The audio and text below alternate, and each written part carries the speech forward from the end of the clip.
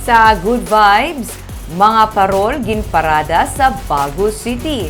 Mga parol ginpasanag paagi sa solar lamps. Ato ninisaksihan sa report ni Romeo Subaldo.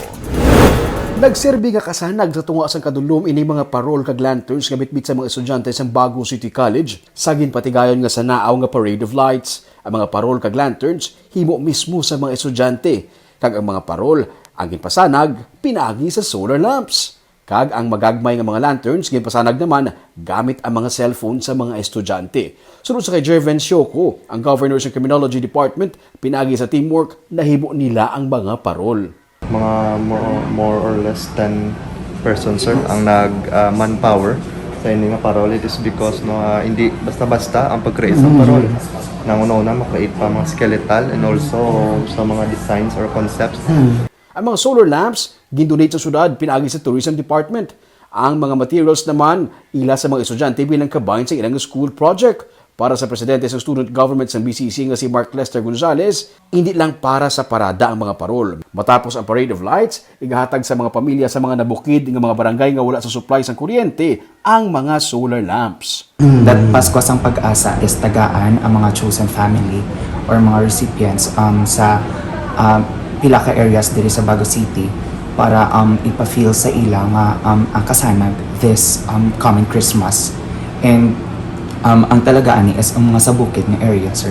Sunod sa college administrator si Deborah Natalia Singson, 2010 nasuguran ang Parade of Lights, temporaryo nga nauntat kag subong. Nagbalik naman liwat, pero subong madamo sang purpose para sa turismo. Mapahibalo ang mga estudyante sa importansya sang renewable energy kag para makabulig sa mga wala sang kuryente nga mga pamilya. Ang pag-usagid sa mga solar lamps to light the big paroles. Iti sa subong niya, dapat we should be very aware sa aton nga consumption sa energy. Kag ang nami pagid ni kay share man hinamon sa mga panimalay sa mga kabukiran nga wala blasang suga. Nagali ng idea sa paggamit ng solar lights sa artist nga si Romel Cadigal. Hindi lang kuno parada ang purpose ng sini nga mga parol.